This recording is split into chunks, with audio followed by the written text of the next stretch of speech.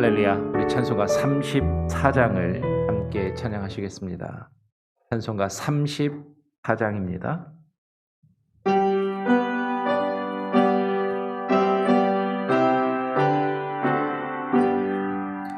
전능왕 오셔서 주 이름 전송케 하옵소서. 영광과 권능의 성부 여셔서 우리를 다스려 주옵소서. 강생한 성자여 오셔서 이 거리 들이소서. 택하신 백성을 축복해 주시고 거룩한 마음을 주옵소서. 위로의 주 성령 오셔서 그 증거 주옵소서. 전능한 주시여 각 사람 마음에서 떠나지 마시고 계십소서. 성삼위 세계 한없는 찬송을 드립니다. 존귀한 주님을 영광 중배웠고 영원히 모시게 하옵소서. 아멘.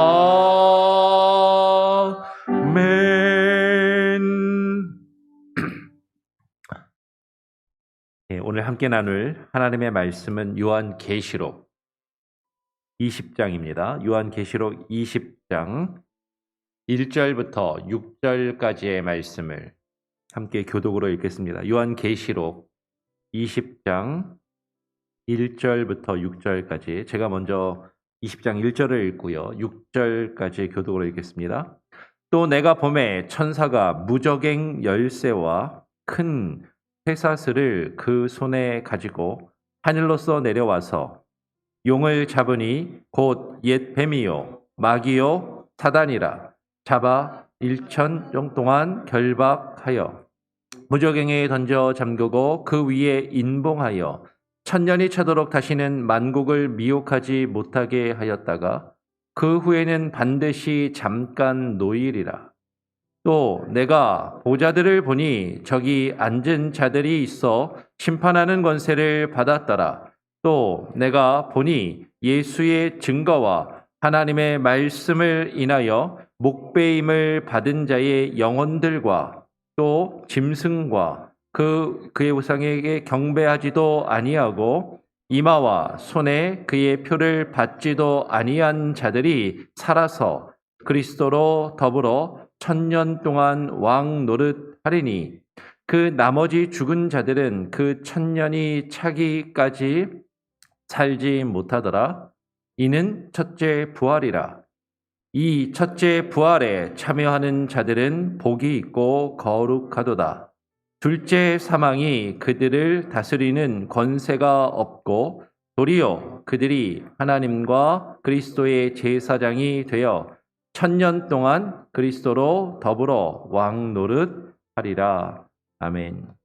오늘 함께 읽은 말씀을 가지고 천년왕국이라는 제목으로 함께 말씀을 나누겠습니다. 이번 주에 요한계시록 말씀을 나누면서 저도 이제 요한계시록을 설교를 하는 건 이번에 사실 좀 처음인 것 같기는 해요. 이제 좀 왜냐면 요한계시록이 다루는 게 좀 조심스럽고 좀 민감한 부분일 수 있기 때문에 사실은 설교할 기회가 사실 많지는 않았고 일부러 사실은 요한계시록을 설교를 좀 안 하는 편이었죠. 근데 이제 얘기를 하다 보니까 이 짧은 시간에 새벽에 짧게 해야 되는데 이게 하다 보니까 이제 조금씩 설명이 좀 길어집니다. 오늘도 약간 그럴듯한 느낌이 사실은 좀 드는데 일단은 처음 먼저 말씀을 드리면 천년왕국에 대해서 다양한 견해가 있고 다양한 해석이 있습니다. 그래서 분명히 여러분들이 아마 이전에 성경 공부나 어떤 설교나 어떤 그런 내용들을 통해서 천년왕국에 대해서 어떤 지식이나 배경 지식이나 어떤 이해를 가지고 계시냐에 따라서 사실 뭐 오늘 말씀에 수긍이 되고 공감이 되실 수도 있지만 이상하다. 내가 아는 거랑 좀 다른데 이렇게 느끼실 수도 있어요. 근데 이 천년왕국에 대해서 우리는 조금 한번 알 필요가 있고 왜냐하면 사실 이 천년왕국을 이야기하는 것이 쉽지가 않은 것이 상당히 이제 요한계시록이 미래적인 것이죠. 분명히 요한계시록이 초대교회 성도들을 위해서 쓰여진 책이지만 앞으로 있을 환란과 역경에 대해서 미래에 있을 어떤 일에 대해서 기록된 것은 분명하기 때문에 이 천년왕국이 가리키는 것이 언제를 어느 때를 가리키고 그 성격이 무엇인가를 사실 이해하는 것은 전에도 말씀드린 것처럼 이 상징적인 요한계시록을 읽으면서 좀 다양할 수 있다라는 것이죠. 일단 그것을 우리가 전제로 하고 오늘 말씀을 같이 함께 나누기를 원합니다. 오늘 1절에 보니까 또 내가 봄에 천사가 무저갱 열쇠와 큰 쇠사슬을 그 손에 가지고 하늘로서 내려왔다라고 이야기를 합니다. 여기서 이제 무저갱이라는 단어가 나와요. 무저갱. 무저갱이 어디죠? 뭐죠?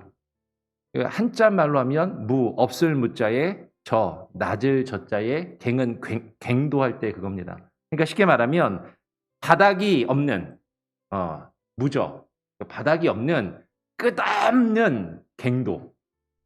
그러니까 구멍이 있는데 이게 아래로 구멍이 있는데 끝이 없는 끝없는 구멍이 아래로 나 있다라는 뜻인 것이죠. 이게 이제 무저갱의 그 뜻인 것입니다.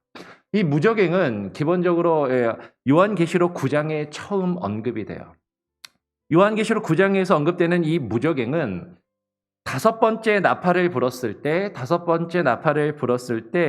그 다섯 번째 나팔을 불었을 때 재앙이 나타나는데 연기가 이 무저갱에서 막 올라오고 이 무저갱에서 연기와 더불어서 그 연기 가운데 황충이 나타나서 이 땅을 뒤덮는 그런 상황을 설명하면서 무저갱에 처음 나타납니다. 그러니까 이 무저갱은 재앙이 나오는 곳, 환란이 여기서 나오는 곳, 어떤 그런 곳이고 그런데 오늘 20장의 말씀을 보니까 이 무저갱에 천사가 와서 하늘에서 내려와서 용을 잡아서 가두게 됩니다. 이 용이 어떤 용이냐면 2절에 보니까 곧 옅뱀이요 마귀요 사단이라 라고 이야기하는 것이죠. 즉 마귀와 사단을 잡아서 1,000년 동안 이 무저갱에 가두게 된다라고 이야기를 하는 것이죠. 천사가 이 무저갱에 곧 옅뱀이요 마귀요 사단을 잡아서 1,000년 동안 결박하여 가두게 된다라고 오늘 요한계시록 20장은 이야기하는 거예요.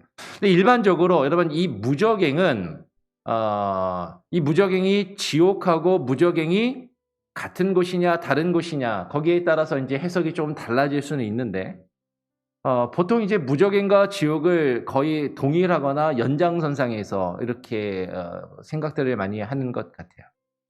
그래서 이 무저갱은 보통은 이제 지옥과 함께 그렇죠? 하데스 혹은 구약 성경의 음부 혹은 이 무저갱, 지옥 이것을 이제 같이 연결해서 보통 많이들 생각을 합니다. 그래서 이 무저갱을 보통은 이제 지옥으로 생각을 하는데 여러분 마귀와 사단은 이 지옥의 왕이 아니라 이 지옥에 갇히는 거예요. 이 무저갱에 갇혀서 하나님이 이들을 제한하시고 컨트롤하시는 것이죠. 여러분 한번 3절 말씀을 같이 한번 읽어보기를 원합니다. 3절 말씀 같이 한번 읽어볼까요? 시작. 무저갱이에 던져 잠그고 그 위에 임봉하여 1000년이 차도록 다시는 만국을 미혹하지 못하게 하였다가 그 후에는 반드시 잠깐 놓이리라. 하나님께서 천사를 보내어서, 중요한 건 천사가 아닙니다. 하나님이 하시는 거예요. 하나님의 사자인 천사가 내려와서 그 무저갱의 열쇠와 큰 쇠사슬을 가지고 마귀와 사단을 결박하여서 그 무저갱에 던져 잠그고 그 무저갱 위에 임봉하여, 여기서도 또 인이 나오죠. 이 인이라는 것은 전에도 말한 것처럼 이렇게 뭐 브랜드 마크를 딱 새기는 게 아니라 이게 딱 봉해 두는 겁니다. 때가 찰 때까지. 그 1000년이라는 기간이 찰 때까지 그 무저갱을 임봉하고 마귀와 사단을 그곳에 가두어 두는 것이죠. 그 1000년이 차도록 다시는 만국을 미혹하지 못하게 하였다가, 즉 하나님과 하나님을 믿는 자들을 미혹하지 못하게 하였다가, 그런데 그게 다 끝나는 것이 아니라 후에는 반드시 잠깐 놓이리라. 이제 이 부분에 대한 해석이 이제 다양할 수 있는 것이죠. 이 1000년을 문자적으로 읽을 것인가, 상징적으로 읽을 것인가, 이 1000년에 비해서 잠깐이라는 것. 1000년을 문자적으로 읽게 되면 1000년이 다 차고 그 뒤에 어느 기간 동안 풀려나서 활동하는, 마귀와 사단이 활동하는 기간이라고 볼 수 있을 것이고, 1000년을 상징적으로 보게 되면 하나님께서 이 무저갱에 마귀의 권세를 가두시고 컨트롤하시지만, 그러나 마귀가 아직도 여전히 잠깐 성도들을 미혹해 하며 혼미케 하는 그런 영향력이 있다라고 이해할 수도 있을 것이에요. 그런데 중요한 것은 일단 우리는 이걸 한번 생각해야 되는 거죠. 그러면 마귀와 사단은 지옥의 왕이 아니다라는 거예요. 많은 분들이 이런 생각을 하시는 분들이 있습니다. 천국과 지옥을 보고 왔다라고 이야기하면서 천국 간증, 지옥 간증을 하시는 분들이 상당히 많이 있어요. 그리고 그것을 듣고 이렇게 와 그래? 그러면서 이제 이렇게 거기에 쭉 빠져드는 분들이 있죠. 근데 천국 간증과 지옥 간증을 보면 많은 경우에 제가 너무 많기 때문에 다 들어본 것도 아니고 하지만 천국 간증이나 지옥 간증을 하시는 분들에 보면 천국은 하여튼 어떻게든 화려한 보석과 여러 가지 좋은 것들로 치장되어 있는 것으로 설명을 하고, 지옥 간증을 하면은 지옥에 가면 예수님 안 믿고 지옥에 간 사람들이 벌을 받고 고통을 받는데, 그 사람들에게 고통을 주고 벌을 주는 게 누구예요? 마귀와 사단이, 그 마귀와 사단의 그 졸개들이 그 죽은 사람들을 막 괴롭히고 힘들게 하는 막 그런 장면들을 구체적으로 막 묘사하면서 이런 지옥에 가고 싶냐고, 가면 안 된다고 사실 이렇게 겁을 주는 것이죠. 그럼 지옥은 분명히 있습니다. 지옥이 없는 것이 아니고 지옥은 분명히 있고, 그 지옥에서 꺼지지 않는 불, 오늘 계시록에도 나오지만 꺼지지 않는 그 불못에서 우리는 영원한 영벌을 받게 돼요. 그런데 그 영원한 영벌을 주시는 것은 하나님이시지 마귀와 사단이 아니다라는 것이죠.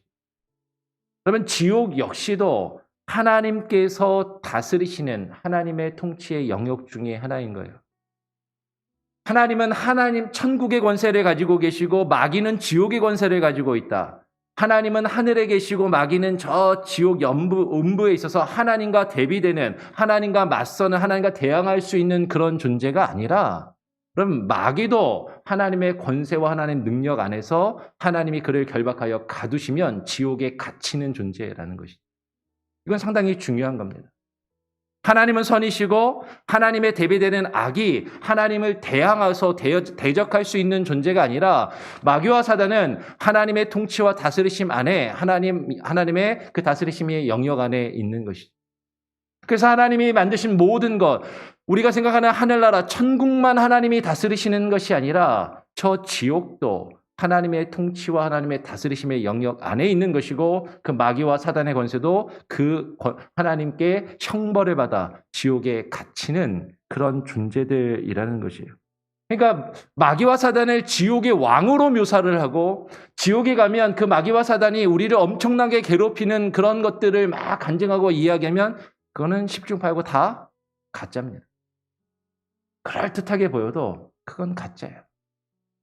마귀는 지옥의 왕이 결코 아니다라는 것이죠. 마귀와 사단이 1000년 동안 미혹하지 못하고 갇히게 됩니다. 오늘 계시록의 말씀 그대로 하면 갇혀 있지만 그 후에 잠깐 놓여서 미혹을 하게 되죠. 이 부분에 대한 해석이나 설명은 우리가 조금 더 뒤로 물러두고 오늘은 이 천년왕국에 대해서 한번 이야기를 하기 원해요. 이 새벽에 그 내용을 다 설명하기는 상당히 쉽지가 않기 때문입니다.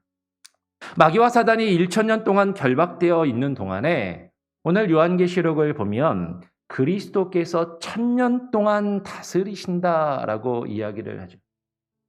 마귀가 1000년 동안 그 무저갱에 갇혀 있는 동안에 예수 그리스도께서 1000년 동안 다스리시는 그 때를, 그 기간의 1000년을 이야기합니다. 우리 4절 말씀 한 번 더 같이 한번 읽어보겠습니다. 4절 같이 한번 읽어볼까요? 시작. 또 내가 보좌들을 보니 거기 앉은 자들이 있어 심판하는 권세를 받았더라. 또 내가 보니 예수의 증거와 하나님의 말씀을 인하여 목배임을 받은 자의 영혼들과 또 짐승과 그의 우상에게 경배하지도 아니하고 이마와 손에 그의 표를 받지도 아니한 자들이 살아서 그리스도로 더불어 1000년 동안 왕 노릇하리니. 일단 4절 앞부분에 보면 4절 상반절에 또 내가 보좌들을 보니 거기에 앉은 자들이 있어 심판하는 권세를 받았다라고 이야기를 해요. 이 보좌들은 아마도 요한계시록 4장 4절에서 먼저 언급된 그 하늘과 땅의 장로를 말하는 24장로들이 있는데 요한계시록 4장 4절에 나타납니다. 요한계시록 4장에 나오는 24장로들이 앉은 그 보좌들을 이야기하는 것으로 보여요. 그 보좌들과 연결이 되는 거죠. 근데 왜 24장로인가? 이스라엘이 몇 집하죠? 12집하면 12장로 해야 되는데 왜 24장로인가? 12 곱하기 2죠? 그러면 12가 둘이라는 얘기예요. 그러니까 결론적으로 사실 이것도 약간 해석의 여지는 있지만 왜 12가 둘일까? 이 땅에 있는 12지파와 하늘에 있는 12지파. 사실 그것을 합하여서 24장로. 즉, 이 땅에 살아서 하나님을 믿는 하나님의 성도들과 하늘에 있다는 건 여러 가지 의미가 있을 수 있겠죠.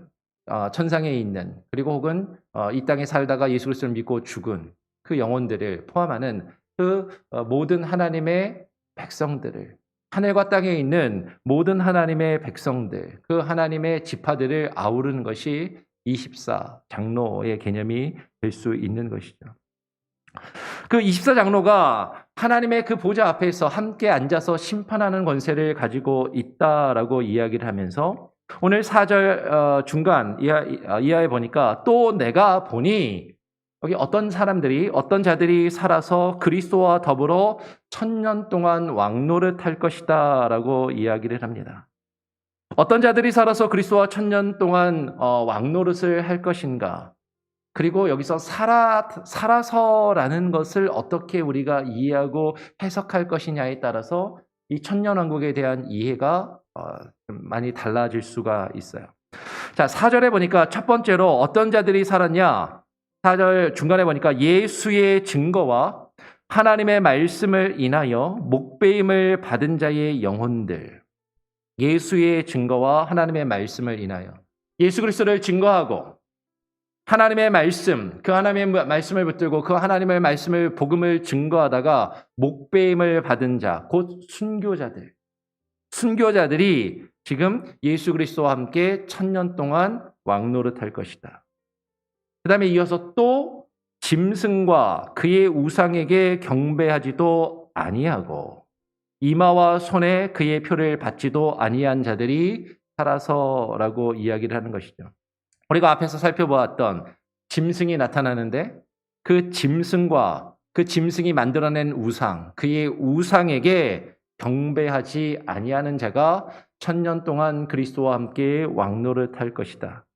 지금 그러면 짐승과 그의 우상에게 경배하지 아니하고 이마와 그의 손에 그의 표를, 그 짐승의 표를 받지 아니한 자들이 살아서라고 이야기를 했는데, 그러면 짐승과 그의 우상에게 경배하지도 아니하고 이마와 손에 그의 표를 받지 않은 사람들도 죽은 사람들인가?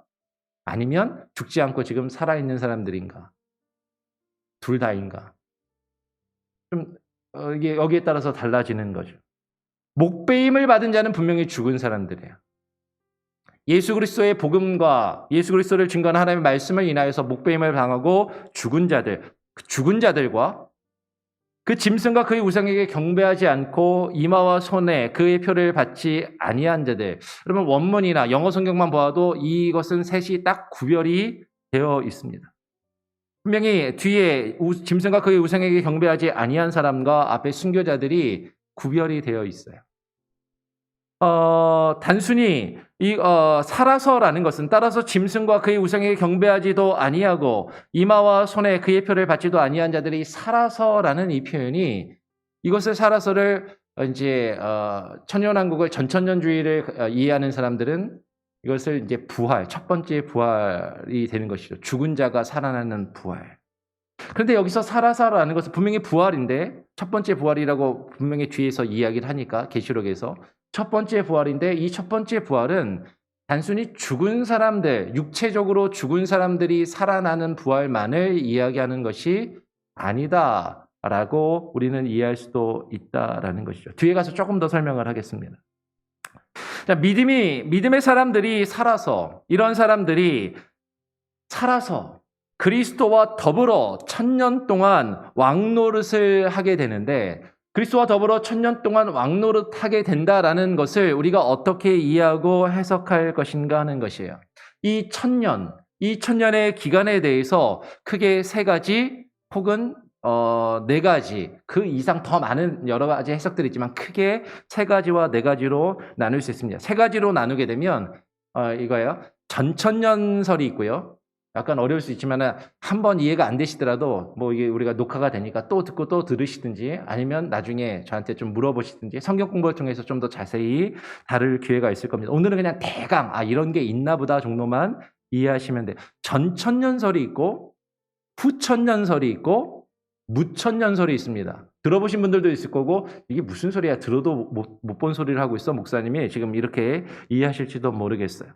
지금 이 전천년설, 후천년설, 무천년설, 이 천년왕국이죠. 천년왕국설인데 전천년설이 있고 후천년설이 있고 그리고 무천년설이 있어요. 그러면 전천년은 천년왕국 전에 뭐가 있다는 얘기고, 후천년설은 천년왕국 후에 뭐가 있다는 얘기고, 무천년설은 이제 천년왕국이 없다는 얘기인가? 근데 이제 이 이름의 기준은 예수 그리스도의 재림입니다. 예수님이 언제 재림하시는가? 예수님이 천년왕국이 있는데 이 천년왕국 앞에 재림하신다라고 보는 게 전천년설이고, 예수님이 재림을 하시는데 이 천년왕국 뒤에 재림하신다라고 보는 게 후천년설이에요. 네. 그러니까 천년왕국이 앞에 있다가 아니라 거꾸로입니다. 그러니까 천년왕국 앞에 예수님이 재림이 있으면 이제 전천년설이고, 그리고 천년왕국 뒤에 예수님의 재림이 있으면 후천년설이고, 무천년설은 그러면 예수님의 재림이 없다라는 거냐? 아니에요. 예수님의 재림이 없는 게 아니라 천년왕국이라는 그 기간이 어떤 실제적으로 문자적으로 천년이라는 기간을 이야기하는 것이 아니라 상징적이고 영적인 의미를 나타낸다라고 보는 것이 무천년설인 것입니다. 이게 크게 3가지로 나눌 수가 있는데, 이 크게 3가지 중에 전천년설을 또 이것도 크게예요. 이게 많이 다양한 견해들이 있지만 크게 2가지로 나누어서 전천년설이 역사적인 전천년설이 있고 세대주의적인 전천년설이 있어요. 그래서 이렇게 역사적인 전천년설과 세대주의적인 전천년설로 나누면 4가지 해석이 크게 있는 것이죠. 간략하게 이야기를 하면 여러분들이 가장 많이 들어서 익숙하고 알고 있는 건 전천년설입니다. 전천년설인데 이 전천년설은 쉽게 이야기하면 우리가 20장에 천년왕국이 나오잖아요. 바로 앞에 19장. 19장에서 어린 양의 혼인잔치가 나오고 19장 뒷부분에 백마를 탄 자가 나타나는데 이 백마를 탄 자가 나타나는 것이 바로 천년왕국 전에 20장의 천년왕국에 나타나기 전에 예수 그리스도가 재림하시는 것을 말한다라고 이해하고 해석하는 거예요. 어린 양의 혼인잔치와 19장에 나오는 어린 양의 혼인잔치와 백마를 탄 자가 나타나는 것, 이것을 예수님의 재림으로 이해하고 해석을 하는 거죠. 전천년설은 이거는 똑같습니다. 근데 그러면 역사적인 전천년설과 세대주의적인 전천년설이 뭐가 다르냐? 역사적인 전천년설은 한국교회의 많은 교회와 많은 목회자들이 이 역사적인 전천년설을 이야기해요. 그러니까 우리 한국 성도님들은 이 역사적인 전천년설이 익숙할 수밖에 없어요. 왜냐하면 이걸 제일 많이 들었거든요. 이걸 많이 배웠어요. 그래서 이 역사적 전천년설이 가장 익숙하고 가장 우리가 잘 알고 있는 그런 설입니다. 왜 그러냐면 한국교회는 한국의 처음에 이제 한국교회 역사 가운데 일제시대 때 이제 선교사들이 복음을 전파하고 선교사 다음 세대의 목회자들이 생겨나는데 평양 교회 때부터 한국교회에 영향을 끼쳤던 길선주 장로님이란 분이 계세요. 아주 유명하신 분이죠. 나중에 목사님이 되셨습니다. 근데 이 길선주 장로님이 이 말세론을 이야기하면서 이분이 이 전천년주의를 강하게 강조를 했기 때문에, 그리고 이분이 나중에 부흥사로 쫙 다녔거든요. 근데 이분이 약간 세대주의적인 성향도 조금 끼어 있어요. 어쨌든. 그래서 이분의 영향으로 이 한국교회는 종말론에 있어서 전천년주의를 대부분 다 이렇게 익숙하게 받고 이해하고 있죠. 자, 이 역사적인 전천년주의는 아까 이야기한 것처럼 천년왕국 전에 예수님의 재림이 있고, 그리고 이때 첫 번째 부활이 있다라고 믿는 것입니다. 첫 번째 부활이 있다, 이때 있다라는 거예요. 그러면 이제 두 번째 부활은 언제 있어요? 천년왕국이 끝나고 이제 20장 뒷부분에 보면 두 번째 부활이 나타나는데, 그 20장 두 번째 부활이 천년왕국이 끝나고 나서 또 두 번째 부활이 있다라고 믿는 것이죠. 세대주의적인 전천년설은 그럼 뭐가 다르냐? 세대적인 전천년설은 시간이 참 이렇게 계속 빨리 가는데, 세대적인 전천년설은 여기에 7년 대환란을 강조를 합니다. 7년 대환란이 요한계시록에는 사실 7년 대환란이라고 써서 기록되어 있는 건 없어요. 근데 7년 대환란이 그럼 어디서 나왔냐? 요한계시록을 보면 3년 반, 3년 반 두 번 나오거든요. 그러니까 앞에 3년 반, 뒤에 3년 반을 합쳐가지고 그걸 7년으로 묶어서 성경에 7년 대환란이라는 표현이 없는데도 7년 대환란을 말하고 그 7년 대환을 강조하면서 천년왕국 전에 7년 대환란이 있고, 그 7년 대환란에 예수님이 재림을 하시는데, 예수님이 아무나 볼 수 있게 재림하시는 게 아니라 공중 재림을 하신다. 예수님이 재림이 두 번 있다라는 거야. 세대주의적인 이때 한 번 하고 천년왕국 때 또 한 번 하고, 예수님의 재림이 두 번 있고, 이 대환란 때 공중 휴거. 보통 이단들이나 우리가 많이 들었던 휴거는 이 휴거를 이야기하는 겁니다. 이 공중 휴거를 이야기하는 것들이 대부분 많이 이단들이 이야기를 하죠. 이 세대주의적인 전천년설은 미국의 침례교회나 혹은 많은 사람들이 미국에서 이 세대주의적인 전천년설을 따르고 주장하는 사람들이 많이 있어요. 근데 이 세대주의적인 전천년설은 좀 성경적이지 않고 좀 문제들이 좀 많이 있습니다. 세대주의가 가지고 있는 문제가 있어요. 문제들은 나중에 조금 더 자세하게 나누고, 후천년설은 예수님의 재림이 후천년 후에 있다라고 이야기하는 건데, 예수님이 재림하시기 전에 이 땅에 천년왕국이 예수님이 오시기 전에 세워진다는 거죠. 천년왕국이 이 땅에 세워져서 이 땅에서 어떤 하나님의 통치하심이 나타난다라고 주장하는데, 이거를 가장 대표적으로 주장하는 사람들이 여호와의 증인들이에요. 상당히 비성경적입니다. 그래서 후천년주의는 정통 기독교나 개신교에서는 후천년주의를 받아들인 사람은 거의 없어요. 후천년주의는 우리가 인정할 게 못 된다. 세대주의는 인기는 많은데 좀 보수적이고 정통교단에서는 조금 꺼리고, 조금 오순절 계통이나 침례교 계통에서는, 미국에 있는 침례교 계통에서는 많이 인정한다. 한국 사람들은 역사적인 전천년주의가 가장 익숙하고 많이 인정을 한다. 근데 무천년주의라는 게 아까 있다고 말씀을 드렸는데, 이 무천년설은 예수님의 재림이나 천국 왕국이 없다라고 이야기하는 것이 아니라, 예수님의 재림과 천년왕국이 문자적으로 천년, 딱 그 천년을 이야기하는 것이 아니라 상당히 상징적이고 영적인 의미이다. 이 천년이라는 게 영혼의 숫자이기 때문에, 이 천년은 예수님의 천년왕국은 예수님의 초림 이후부터 재림까지, 예수님이 이 땅에 오셔서 십자가의 구속의 완성을 이루시고 재림하실 그때까지를 우리는 천년 왕국의 시기를 살아가고 있다라고 그렇게 이야기하는 것이죠. 아까 말씀드린 것처럼 한국 교회는 역사적인 전천년주의를 대부분 많이 익숙하고 그걸 많이 받아들여요. 그래서 사실은 저도 이 역사적인 전천년주의를 무조건 잘못됐다라고 말하기는 좀 어렵습니다. 많은 목사님들이 사실 이걸 이야기하시는 분들이 많기 때문에, 그리고 앞으로 일어날 일이고 우리가 아직 모르는 일이기 때문에 장담할 수는 없어요. 역사적인 전천년주의일 수도 있고, 그런데 개혁신학, 우리 장로교가 전통적으로 가지고 있는 신학은 무천년설, 무천년주의를 가지고 있죠.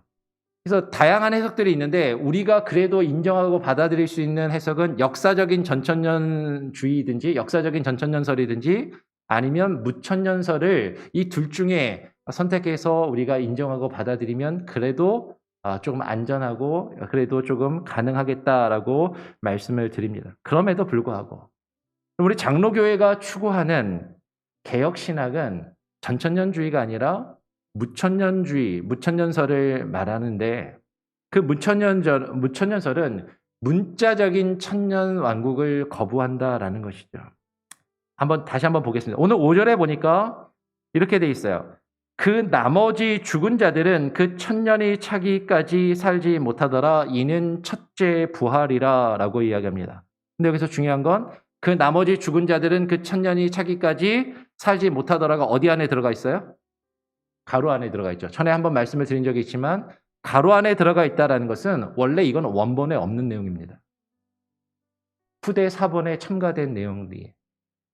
그래서 이 부분은 이것을 가로 안에 있는 내용을 그대로 인정하고 받으면 역사적인 전천년주의에 가깝게 이해할 수밖에 없어요. 왜냐하면 지금 나머지 죽은 자들, 첫 번째 부활에 먼저 죽은 순교자들과 순교한 사람들이 살아나고, 그죠? 천년왕국이 시작할 때 순교자들이 먼저 살아나고 나머지 죽은 사람들은 천년왕국이 끝날 때 두 번째 부활을 한다라는 게 전천년주의인 것이죠.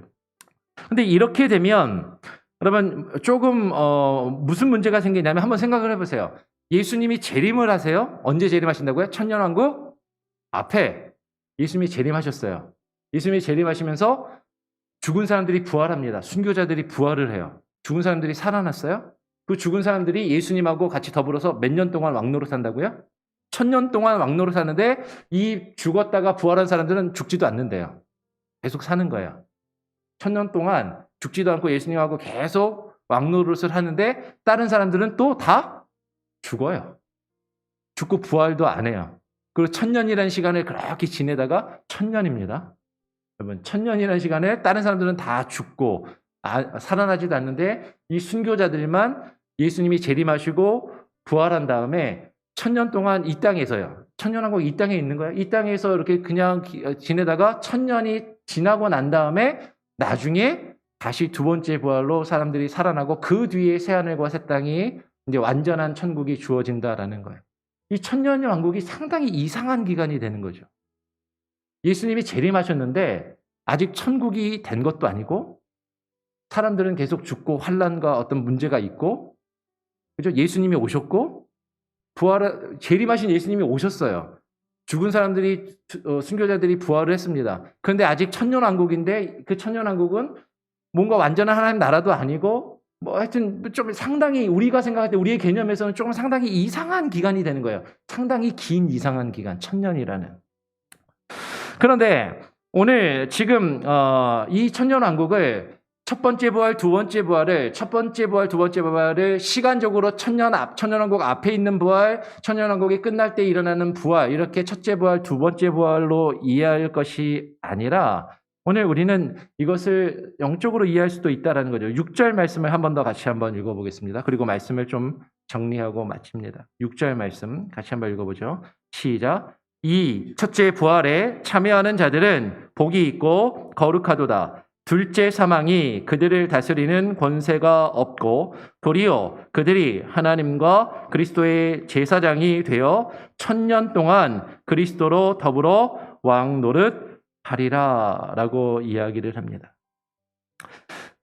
전천년주의를 이야기하는 사람들은 성경을 성경 그대로 읽고 성경을 성경 그대로 받아들인다는 걸 상당히 강조를 하죠. 그래서 상당히 좀 문자적으로 성경을 특히 요한계시록을 읽고 해석하려고 합니다. 그런데 그렇게 했을 때 사실 생기는 여러 가지 문제들이 있는 것이고 요한계시록의 상징성, 어떤 영적인 의미들을 자꾸 우리가 조금 놓칠 수도 있다라는 것이죠. 오늘 요한계시록 20장 6절에서 이 첫째 부활에 참여하는 자들은 복이 있고 거룩하더라. 이 첫째 부활을 무천년설에 의하면 우리 개혁 신학과 장로교 전통에서 따르는 이 무천년설에 의하면 이 첫 번째 부활은 예수 그리스도의 죽으심과 그 부활을 믿고 중생함을 얻은 것을 말하는. 우리가 거듭났잖아요. 우리의 영혼이 죽었다가 살아났잖아요. 그렇죠? 이것을 이제 첫째 부활이라고 보는 것이죠.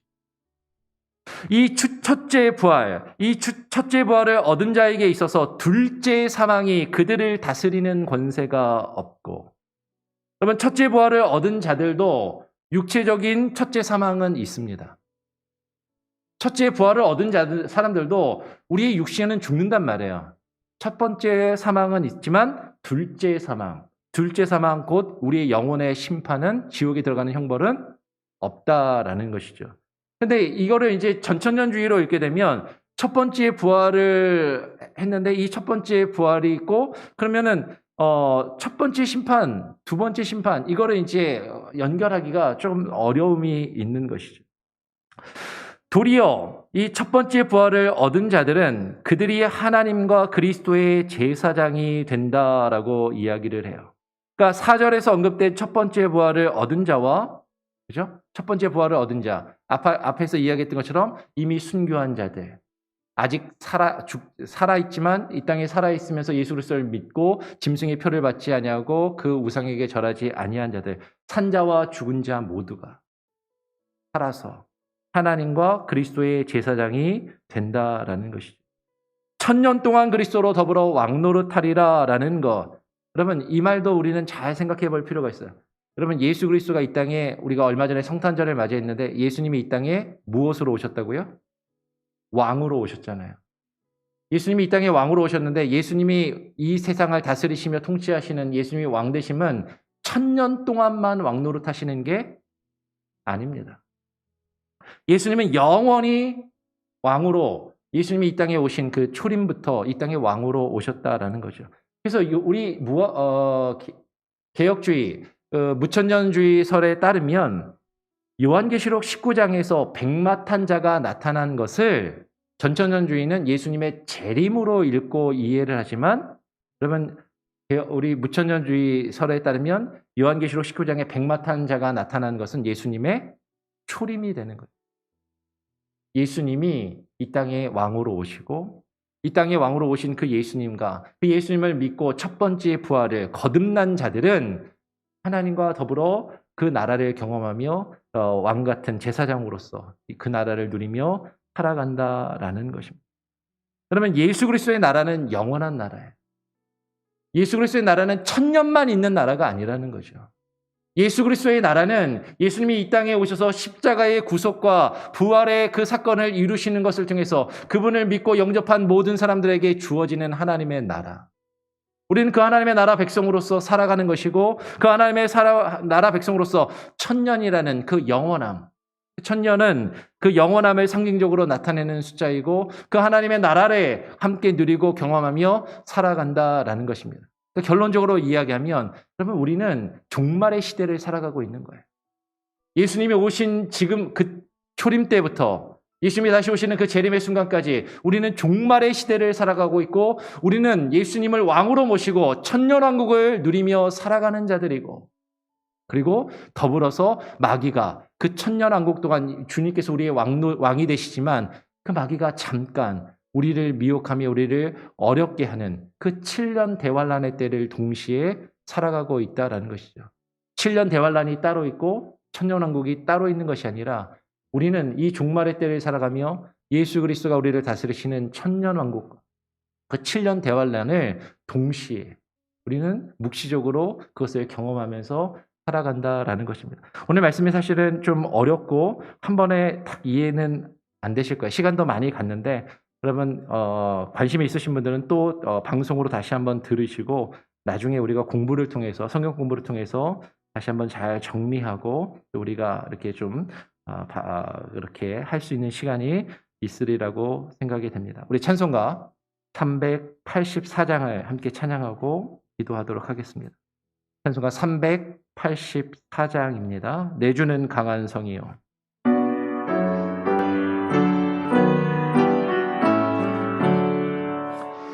내주는 강한 성이요 방패와 병기 되시리 긴 환난에서 우리를 구하여 내시리로다 예던 스마귀니 이때로 힘을 써 머력과 권세로 무기를 삼으니 천하에 누가 당하랴 내 입만 의지할 때는 패할 수밖에 없도다 힘 있는 장수 나와서 날 대신하여 싸운대 이 장수 누군가 주 예수 그리스도 만군의 주로다 당할 자 누구랴 반드시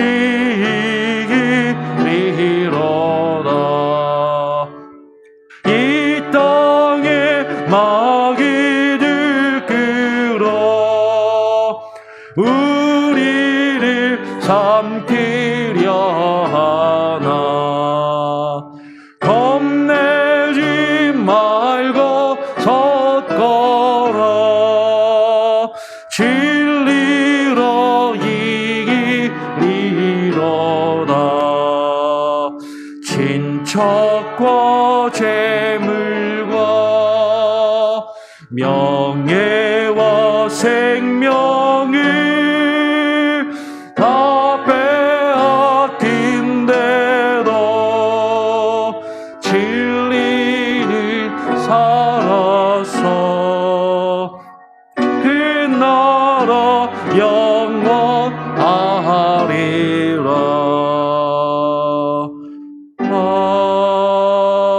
아멘. 오늘 짧은 시간에 천년왕국에 대해서 자세하게 나누지 못하고 너무 상당히 개괄적으로 나누었지만 오늘 말씀을 나누면서 우리는 이런 마음을 가져야 하는 것이죠.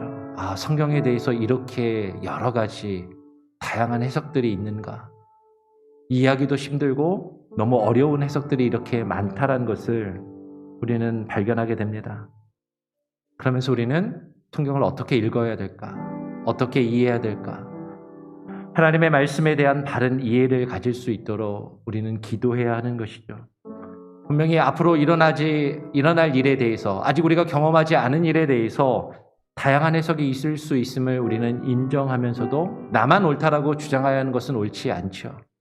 그러면서도 우리는 바른 분별력을 가져야 합니다. 바른 분별력을 가지고 성경 말씀을 읽고 이해할 수 있게 해달라고 기도하시고요. 중요한 것은 예수님이 우리의 왕이 되신다라는 겁니다. 예수님이 우리의 왕이 되신다는 것, 예수 그리스도가 우리의 왕이 되시는 삶을 살아가야 한다라는 것, 우리가 그것을 깨닫고 인정하며 주님이 왕 노릇하시고 주님이 우리를 다스리시고 통치하시는 그 통치하심 가운데 우리가 함께 들어가 그것을 경험하며 살아가는 그 천년왕국을 누리는 자의 삶을 살아가게 하여 주시옵소서 기도하시기를 부탁드립니다. 그러면서 우리는 이 마지막 때 또한 더불어 환난의 시기를 함께 겪고 있는 것이죠. 하나님의 통치하심이 천년이라는 영원함을 나타낸다면 우리에게 주어지는 환난은 그 천년에 비해 7년이라는 힘들지만 짧고 반드시 지나갈 그런 기간들인 것입니다. 영적으로 우리에게 주어지는 그 환난을 우리가 이겨내고 우리에게 주어지는 그 천년의 그 하나님의 통치하심, 예수 그리스도의 통치하심을 누리며 경험하며 살아갈 수 있게 하여 주시옵소서. 여러분, 그렇게 주님을 의지하며 주님과 함께 우리의 힘든 시기들을 견디고 이기며 승리하는 삶을 살아갈 수 있게 달라고 기도하시고요. 2021년 한 해를 잘 마무리하고 22년을 준비하며 계획할 수 있는 그런 기간이 될 수 있도록 기도하시기 바랍니다. 제가 한번 기도하고 주님 가르쳐 주신 기도로 마치겠습니다. 하나님 감사합니다. 오늘 우리가 또 요한계시록의 말씀을 통하여서 천년왕국에 대해서 말씀을 나누었습니다. 어렵고 이해하기 힘들고 복잡합니다. 하나님의 말씀을 바로 이해할 수 있도록 하나님 우리에게 지혜를 주시고 분별력을 주시고 하나님 다양성을 인정하면서도 하나님 우리가 깨어 이 마지막 시대에 예수 그리스도가 주 되시고 왕 되심을 깨닫고 인정하며 주님과 함께 동행하는 자의 삶을 살아갈 수 있도록 주님의 왕 되시는 그 천년 왕국을 우리가 누리며 경험하며 살아갈 수 있게 하여 주시옵소서.